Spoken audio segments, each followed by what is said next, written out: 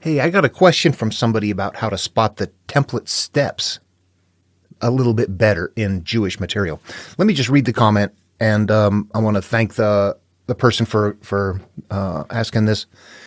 I see patterns too, but I'm keeping it private. Yeah, I think it might be a good. It's kind of a scary thing, isn't it? Kind of. You find out. You find out that the Bible is framed on monomyths. You don't have to argue whether it's true or not, that surface layer is true. You could say, wait a minute, I see the basic framework that existed before the stories did. That takes on, that's a little bit different than saying it's true or not true. You are now demonstrating something that theists and atheists cannot even see. They don't know it's there. So yeah, it sometimes maybe it's best to keep it in private. I don't know. At the same time, it's so dead here. I don't think it matters. I think that it's too hard to see. People aren't getting it. But I just see little hints. When you point them out, they seem more obvious. I haven't spent as much time looking at it as you. Okay. Okay. So as I'm getting into this a couple of years back, I'm thinking, oh, this is so simple. Anybody's going to get it. I'll just start pointing it out. And it wasn't working. And it's taken a couple of years now when I realize an individual has to hook into it on their own. And that in doing so, this is from a culture that told stories. They did this. They consumed this all day long. They ate this. They worked it around in their mind. They lived these stories. They were within these stories. This was their media. We don't give it much time. We don't give it the amount of time necessary to see what is inside of it. Actually, we don't. All we do is we see the carrier shell, and either we like it or we don't, or we ignore it or something. We don't know that there is something fake in there. Okay. Something that it is fake carrying something inside of there. Your videos are hard to search through. Yeah, I saw one where you said the story template is visible in myth by sailing from island to island or something like that. Each step was a different island. It was on that Jason and the Argonauts myth. I watched the movie and can see what you mean on template parts. The Harpies escape from the past island of old gods and stuff. Now I can't find that video. Can you post the link to it, please? The question is this: if the same patterns are used between religious and myth, how do we see that the story steps in Jewish teachings, and how do we see them in Jewish teachings, and how do we figure them out? Okay, I know what he's talking about. In the video, I'm not sure. There's a couple of things I want to say. First of all, you're right. It's a mess. This has really not been here, I've got a plan and I'm going to start doing this. It's pretty much been, here's what I understand about the material. I started off thinking, yeah, Jesus and Buddha taught the same thing. Now let's see what we can do. 3 years later of just doing this, I've really immersed myself into it. And that's what it took in order to get here, the complete immersion in it. And I think if people don't do the immersion, it's just not going to work. I realize now that there's just this, it's a futility. I find it by looking for it, and that's how anybody finds it. You want it, you look for it. You don't hear it from anybody. But we can discuss things, and thank you for your question. The site, difficult to navigate, the Jason and the Argonauts. You know what? I made a video one time posting that, and I was getting, I can't remember what it was. The term hits. I didn't have the rights to post it, and I was using somebody else's copyrighted material. And that might not be there. I might have some examples up, but okay, so here's the basic thing, what I remember saying, and that I think it was maybe a Jesus video. What I remember talking about is how in some Greek myth, as they go from island to island, you can see that denotes a step. The one that I remember that you were talking about is that if you look at Greek myth, and I keep using the Jason and the Argonauts one because there's a movie there that you can look at that isn't exactly right. At any rate, in that movie, there are elements that you can see. And one of them is as they go to see Phineas, and Phineas can't eat, and the Harpies are defiling his food. He knows what to do, but they have to help him. They have to destroy they can't destroy the Harpies. It's not allowed. It's not talked about in the movie, but in the actual myth, the Harpies are something in Greek culture that are malevolent creatures that Zeus doesn't allow you to kill them. What they represent is the bad things that happen that have to get put away, and you can't destroy them because they're memories. They're from the past. And in this case, there's an island there that they trap the Harpies and then finally help Phineas, and then they move on. But this represents repeated cycles of pain. There's another one in there where they sail to the island of the old gods. I don't remember the name of the island right now. Hercules tries to take something with him, and they try to leave and sail with it. The old god comes after them and crashes them, they're being chased. So this represents, this whole island scene right here is that stage where it's a difficulty in leaving the past. If we went to Exodus, we would see the same story elements there. The plagues repeatedly happening, that's the same thing as the harpies completely defiling your food. We've got that happening right there, this repeated cycle of pain. Struggle to leave the past. They try to leave the island of the old gods. The God comes after them. What do we have in Egypt with Moses and the Israelites? Pharaoh finally tells them they can go, they go, but then Pharaoh comes and chases after them. So here's a struggle to leave the past. The elements are visible there when you look at them in that way, and they're big, huge stories holding one small step. It's a storytelling culture. How do we struggle to leave the past? I know. Let's have 10 plagues. In Exodus, they do that. Let's take time. We're not going to just have a wheel turn like with Buddha or something like that. That's what makes these difficult to see, for people to see. You have to read them conceptually, and there's a point where there's a brain shift that happens for that to work. The ship can only sail around its anchor. The dog can only run around the chain in the yard. The wheel follows the foot of the ox based on what is in the hub. A tree growing up and not producing fruit, getting chopped down and then growing back. It comes back seasonally and doesn't do anything. The boulder being rolled up a hill that you can't quite make it, it comes back down. The liver being eaten out. These are Greek myth examples. Every one of these on the story template are the same thing. They're showing cyclical. Something is stuck. It's cycles of pain. And not all of them show cycles like that. Some you have to imply. For example, right off in the Bible, the first sin for Eve is that you will have pain in childbirth every time you give birth. That does not sound like a cycle, but it is when you think it through. That means Eve is my inner being, and whatever it has inside of there accumulated from life experiences, first sin, is going to be painful every time it acts out. Is that cyclical? It's going to be painful every time it acts out. So we imply that it is cyclical. In the Tao Te Ching, Lao Tzu, same thing. Hang on. Page 1, first verse. This is always going to be up front. Caught in desire, you see only the manifestations. That is cyclical pain right there. Can you read those? People look at those and go, what? They're all mental. Caught in desire, you see only the manifestations. Caught into whatever you're hanging on to, you see only the repetition of it coming around again. When you read them conceptually, they unlock. Suddenly they're there. Right in your face. Yeah, they're there all the time. We're looking at them. And we don't know it. It's just the way that they're shifting verbiage, analogous verbiage, and looking outward with it instead of looking inward with it. What we need to know is that these are exactly about the world, except that it's about my world, not the physical world. Then it has to translate. But it's held in a way, like in religion, to be about the physical world, because most people are going to do it that way. All right, so where am I getting at with this? The idea then, the question was this island hopping. Steps. Oh yeah, struggle to leave the past. We'll have this island right here where it chases after you when you try to leave, bringing something with you. Perfect. Yeah, make it a big story. Or through these plagues, Pharaoh finally decides you can go, and then you leave, and then chases after you again. So in the Argonautica, you have the old god chasing Jason, and here we have Pharaoh chasing after Moses. Yeah, the elements are visibly there.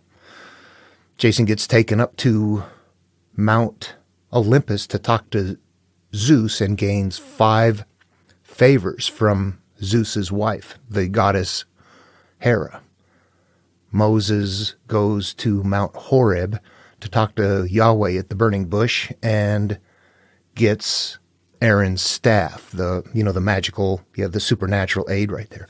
Those elements, that's why I like using that story, that one right there. They're so easy to see. It's like, oh, wow, that's pretty spot on. The next, we have now a crossing of the threshold. There's a couple of them actually in the book. If you go, I always use Jason has to invoke a god's help to go through the clashing rocks and they barely make it. And Moses has to go through the Red Sea and they barely make it. There's actually a threshold in the Argonautica that's very visible before then. What you're going to see is 2 thresholds if you watch that one. When Jason first goes on the adventure and he crosses the river and meets up with King Pelias, that denotes turning inward, the river crossing that river. You just turned inward, and Pelaias is your old self. That is who your old kingdom is. So you've turned in and faced inward. Now the clashing rocks, once you get in there, is actually where the massive stuff is that we're holding things. We can all turn inward and be inside of our heads and think about things, but we can't face everything that's in there. So there's actually 2 thresholds that are shown right there. Watch for those. They can hide those much better, like in the analog example. They can go all over the place. They have to be maintained in a mental hierarchy. That's why but maybe another reason why it's hard to wire into. You have to know your own brain. You have to know that your life is unfolding because of what you're holding up here. There's a lot of things that have to be in place for this to even work. And without those, I mean, it just really makes the playing field pretty small, doesn't it? I've engaged with the material. Okay, so this is what I've learned then, that they don't always do it that way. There's not always ships sailing from island to island. Sometimes they're traveling, on chariots or marching or something like that, going from city to city. So there's still this transition. And the point that I remember making was that if you went to, and I didn't go there because I think there's reasons for it. But if you go to the New Testament right now and you follow, if you took Matthew or Luke, either one, probably Matthew would be the best one, might be the easiest one to work through, although it's the largest, has a lot of detail in there. You're going to find that it follows the monomyth sequence, except that instead of sailing from island to island, they're walking from town to town. You would see a radical shift in not only the analogs, but the way that they're using the analogs too. If you went there though, for example, if you were leaving the past there, what you're going to find out is something like this. John the Baptist baptizes Jesus. John the Baptist he's the first one. He's the one that baptizes people in water. He's the church. He's the physical. He's the past. I've talked before about dismissing ourselves from the emotional state of the analogs and how important it is. John later gets his head cut off. Oh, that's horrible. No, John represents the past, and John represents moving on. And Jesus even at some point says, if you get this, you get it. You understand it, there you are. We're cutting the head off the past. It's not John the Baptist. It's taking it's learning that this material that comes from the Holy Bible is a carrier. It is an ark, the metaphoric ark. However, John, as a physical, he represents the preacher, the person, the Christian, the Jew, the person who believes it is literal, that carries it because they don't understand what is inside of it. There is a parallel verse that I've talked about. It actually comes, the verse is in the Gospel of Thomas, but I find its origins probably 500 years earlier in Greek fables. Aesop's fable is called The Dog in the Manger. And in the Gospel of Thomas, they've modified it to a Pharisee is like a dog in the manger. For neither does he eat, but he also doesn't let those eat who wish to.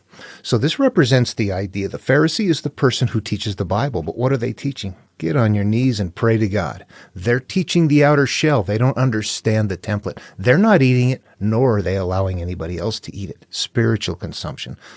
Okay, same thing. John represents that old self that didn't know what was going on. He taught in flesh. Jesus is going to teach in spirit. We now translate it from outward looking to inward looking and leave the past behind. So now we're leaving the physical behind and we're moving on. So we're not only leaving the past, we're leaving a physical past and moving on to a spiritual future. That is still going to work out in the brain. The spiritual future means empty, devoid of the things that hurt you, disconnected from. Feel good up here now because I'm not clinging on to all the things that I cling on to. If we went into Genesis right off the bat. Actually, after the flood, after all of the first stuff is over with, and God's first chosen now. God didn't have a chosen before then. Abram comes along, there's a chosen. The story starts right off where God puts Abram and his wife in Canaan, where there's a famine. We're looking at the template again. It plays out up here. Sounds like a bad thing looking out there. Ooh, okay, let's translate it. Famine means empty, devoid of. That's a good thing. We are in a devoid place. Canaan's the happy land. We don't have anything. We have nothing to consume. This is like naked, unashamed in the Garden of Eden. It's beginning to repeat a story sequence on the template that can't be seen if you don't translate it. Abram is our conscious. Sarai is our inner being, our subconscious. So that would be the same thing as the Adam and the Eve. Then we what? We leave that place. So here's what happens. First step starts, we travel. We travel from that place and go to Egypt. We have now begun a step. In Egypt, we're going to give our inner being over to life experience. We're going to allow Pharaoh to marry our wife. Male or female, doesn't matter. Get rid of those. These are analogous terms. Conscious, subconscious. We're going to allow life experiences to begin to accumulate in our subconscious, and we're going to take on things as a result, and it's going to begin causing problems. Plagues happen. There's the cyclical problems that come into play. Then Pharaoh, in this case, says leave. So instead of us trying to leave the past behind, it's our past. It's being held in a different way. Our past telling us, get out of here. Go. You got to move on. You've done something bad. This is not what I want to do for my life. Get out of here. So we take our wife, all the goods that we've accumulated as a result. We came empty-handed. We're leaving with stuff. We came devoid of. Now we're leaving with things. This is actually moving down the path. Then we move on to the next place right there. That's not what that is right there is a beginning. That is like after creation and first sin. That's what this is right here. Kind of a copy of first sin put in analogs that make it sound different. When really what it's doing, like in the Garden of Eden, my inner being, Eve, is tempted by the serpent tied to the ground, earth, life experience. I am now having life experiences, and as a result, I lose that happiness. Here we have, I am Abram and Sarai represent me in Canaan, in a devoid place where there is a famine, nothing. This is naked, unashamed in the Garden of Eden. In the same way, we're translating the dog around the chain and the wheel coming around. Okay, we're looking at them conceptually. I'm getting off track. Okay, does that help with Sorry, if you move along here, you're going to see them move from place to place. There's going to be a time later on where you're going to see Abram do the same thing, give up his wife again to Melchizedek. There's King Melchizedek. There's something different going on. Only this time, before Melchizedek marries her or goes into her, or what this represents is now life experiences again. And wife again, pure again. Let's see what happens. This time there's not a saying. This time we've let the temptation go. This time we're not getting caught up in life. Those elements are how it's going to unfold in here. But going from place to place is how you're going to see it sometimes. There could be multiple things happening at one step, though. One island doesn't mean only one thing happening. There may be a myriad of things going on there. They're much thicker than what we see. 40 Argonauts. You're going to take 40 qualities with you. They just represent something that make the story bigger. We can identify them if we want to. There's different, ones that play music that soothe the soul. We're not looking at who's going. We're looking at what each one of them does. This one, this one's an archer. This one, there's different qualities. When we get to Jesus and we have 12 disciples, it's going to be the same thing. We don't take those people along. We look at the names and go, what does each one of them mean? What did their name mean in their time? Balance, justice, fear, doubt, these things that we're taking with us on the trip. Okay, so the names of the people represent something in an analogous manner in their term. Like the cities, like the one I've used before, the example that we know of Los Angeles and Las Vegas. You write that into a story, and somebody that knows what it really is goes, oh, that's, what we have is like Sin City and the City of Angels both in here. And we can, write that going from one to the other, which denotes going to a good place or a bad place. That's what they're doing. They're hiding a lesson in that kind of a thing. The cities are there, but the cities mean something. When people say that archaeology proves the Bible, it does not at all. Think about that. You got Greek myth, and they're sailing from Crete, and they're going through the seas and the Mediterranean and all that. Those places are really there. Does that prove cyclopses? Hydras? It's ridiculous to turn around and go, here's something supernatural over here that... Anyway. Okay, does that help? Let me see. Did I cover everything? Each step was a different island. It was on that. Jason, the Harpies escaped from the past. The question is this: if the same patterns are used between religions and myth, how do we see the story steps in Jewish teachings and how do we figure them out? Okay, that's it. Yeah, travel from place to place. When you move, you're going to have an experience happen, then you got to go somewhere else to have the next step happen. And the template is, yeah, I know I repeat this stuff a lot. Thank you for the content. Hope you keep making videos. Okay, so the videos, what I've kind of stepped to is I don't know who's interested in anything. Talk to me. Ask me questions. I'll make videos. This channel has been incredibly good. There's a part of this process that I'm going to talk about. This is off the cuff here. There's a point where you learn by teaching. You learn more than you did. And there's a Jesus story about this. It's a miracle. The one about feeding the multitude. And then having more left over than when you started. Feeding in the spiritual world is learning. Whatever it is you're learning. You can eat bad stuff. You can eat good stuff. You can learn bad things. You can learn good things. So consuming just means I'm eating something. Fish and loaves, however, are good things to eat. Those are staples of their diet. And there's a bunch of people out there. Jesus teaches them. Everybody's hungry. It's a funny story. And anyway, people walk there, listen to a sermon all day, but they can't walk home because, they would... I think people would have, you look at that and go, okay, there's something in there. Yeah, there's something different in there. And what this denotes is that and I find this from experience, that if I sit here and go through this stuff on my own and think about it, it grows with me a little bit. But as soon as I start making videos or I'm talking with people and engaging, it's like, wow, I'm suddenly learning a lot more. Things that somebody might ask you one day, what does this mean in that? And you're like, I don't know, that's weird. Then a day or two later, it just pops into your head. It comes to you. It's like your head is stretching and the stuff comes out if you continue to do this. Making the videos has been incredibly wonderful for me to learn.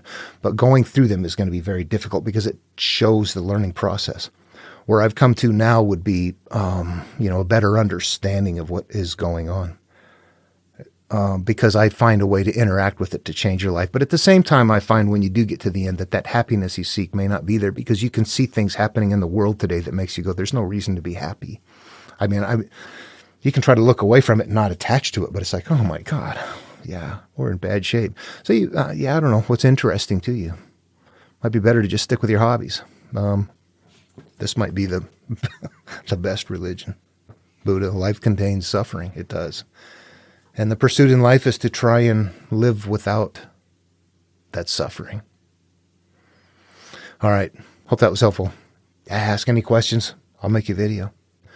All right. Talk to you later.